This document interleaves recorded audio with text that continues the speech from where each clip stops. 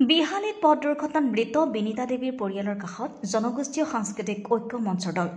বিহালীৰ বিমাৰীত যোৱা 17 জুলাই সন্ধিয়া হোৱা এক পথ দুৰ্ঘটনাত এগৰাকী মেধাৱী ছাত্ৰীৰ মৃত্যু হোৱাৰ লগতে 3জন গুৰুতৰভাৱে আহত হৈছিল।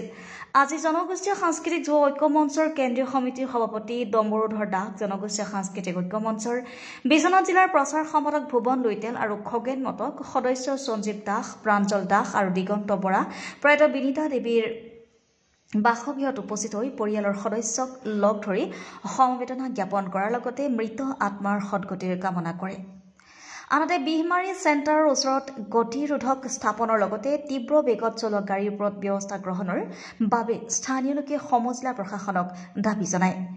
লগতে মৃত বিনীতা পৰিয়ালৰ লগত আহতসকলে ক্ষতিপূৰণ দিব লাগে বুলি বা ক্ষতিপূৰণ পাব লাগে বুলিও দাবী জনায়। চাওক বিহালী দৰ্পণৰ এক প্ৰতিবেদন। হয়, ইয়াত আপোনাৰ সিদিনা 17/5/2025 তাৰিখৰ দিনা এক ভয়াৱহ পথ দুৰ্ঘটনা হৈছিলে। সেই পথ দুৰ্ঘটনাটিত আমাৰ ইয়াতে 4গৰাকী ব্যক্তি খুব বেদনাদায়কভাৱে ইয়াতে বিপদৰ সন্মুখীন হৈছিলে। 4গৰাকীৰ মাজতে এগৰাকীৰ কিন্তু থিতাতে তেওঁ নিহত হৈছিলে। নিহত হোৱা কন্যাগৰাকী আমাৰ বিহমাৰী ৰাইজৰ খুব মৰমৰ এগৰাকী ছাত্ৰী আছিল। এইবাৰ হাইস্কুল শিক্ষান্ত পৰীক্ষাত তেখেতে সুখ্যাতিৰে প্ৰথম বিভাগত উত্তীৰ্ণ হ'বলৈ সক্ষম হৈছিলে। আমি এই মুহূৰ্ততে লোকনিৰ্মাণ বিভাগ আয়োগক আমি জনাব বিচাৰিছোঁ, যিহেতুকে বিহমাৰীৰ যিটো পথটো সুচাৰুৰূপে তেখেতসকলে নিৰ্মাণ কৰি দিলে, তাৰ বাবে আমি তেখেতসকলক ধন্যবাদ দিছোঁ। কিন্তু ইয়াতে এক দুখজনক বিষয়, তেখেতসকলে ৰাস্তাটো বনাই দিয়াৰ স্বত্তে তাৰ মাজত কিন্তু আমাক স্পীড ব্ৰেকাৰসমূহ তেখেতসকলে বনাই আমাক নিদিলে। স্পীড ব্ৰেকাৰসমূহ বনাই নিদিয়াৰ ফলস্বৰূপে আজি বিভিন্ন সময়ত বিভিন্ন ক্ষেত্ৰত ইয়াত এক্সিডেণ্টৰ সন্মুখীন হ'বলগীয়া হৈছে পথচাৰীসকল। এতিয়া তাতোতকৈ এটি ডাঙৰ বিষয়, যিয়ে নেকি আমাৰ ইয়াত বলেৰো চালকসকল থাকে বা যান বাহন চালকসকল থাকে, তেখেতসকলে ৰাস্তাটো খুব সুন্দৰভাৱে পায়। তেখেতসকলে ইমান স্পীডটো এনেকুৱাকৈ স্পীড কৰি গাড়ী চলায়, তেখেতসকলে নিৰন্তৰ কোনো ৰক্ষা কৰিব নোৱাৰাকৈ গাড়ী চলায়। যদি আমাক ইয়াত স্পীড ব্ৰেকাৰটো প্ৰতিটো জেগাতে তেখেতসকলে নিৰ্মাণ কৰি দিলে হ'লে, স্পীড ব্ৰেকাৰ, তেতিয়াহ'লে তেওঁলোকে গাড়ী চলোৱাত অকণমান নিয়ন্ত্ৰণ ৰক্ষা কৰি তেখেতসকলে গাড়ী চলালে হ'লে।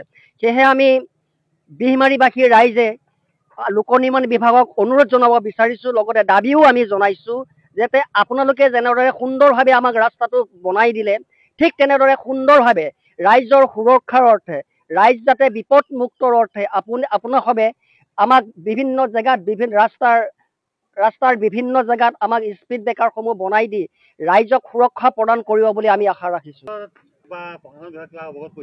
নিশ্চয়কৈ আমি আপোনাসৱৰ চেনেলৰ জৰিয়তে আমাৰ বিহালী সমজিলা আয়ুক্ত মহোদয়কো আমি বিহমাৰীবাসী ৰাইজ হিচাপে কৰজোৰে তেখেতক প্ৰাৰ্থনা কৰি আমি জনাব বিচাৰিছোঁ, বিহমাৰী ৰাইজৰ দুখ দুৰ্গতি আৰু যিয়ে নেকি বিপদৰ পৰা সকাহ পাবৰ পৰা যেতিয়া স্পীড ব্ৰেকাৰসমূহ তেখেতে আমাক এই লোক নিৰ্মাণ বিভাগৰ লগত যোগাযোগ কৰি বিহমাৰী ৰাইজৰ সুবিধা অৰ্থে বিপদৰ পৰা হাত সাৰিবৰ কাৰণে লোক নিৰ্মাণ বিভাগক তেখেতে কৰ্ণগোচৰ কৰাই আমাক স্পীড ব্ৰেকাৰসমূহ বনাই দিবৰ বাবে আমি সমজিলা আয়ুক্ত মহোদয়ক নিবেদন কৰিব বিচাৰিছোঁ।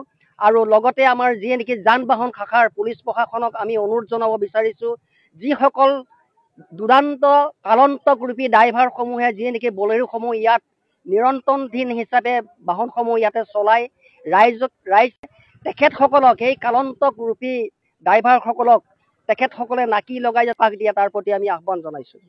নিশ্চয়কৈ এই কথাটো নিশ্চয়কৈ আমি দেখিবলৈ পাইছোঁ। আমাৰ সমজিলা আয়ুক্ত মহোদয়কো আমি অনুৰোধ জনাব বিচাৰিছোঁ, যিহেতুকে নেকি সিদিনা 17/5/2025 তাৰিখে যিটো দুৰ্ঘটনা আমাৰ বিহমাৰী পাঁচআলি নিচেই সমীপতে ঘটি গৈছিলে, তাত নেকি এগৰাকী ছোৱালীকে যিয়ে নেকি প্ৰাণ হেৰুৱাবলগীয়া হৈছিলে।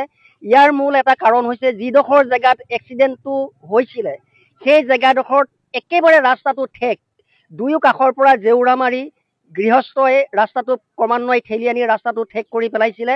তাৰ ফলশ্ৰুতিত কিন্তু আমাৰ চকুত একেবাৰে ইমানে দুখজনক এটা এক্সিডেণ্ট আমাৰ সন্মুখতে আমি দেখিবলৈ পালোঁ, উপভোগ কৰিবলৈ পালোঁ।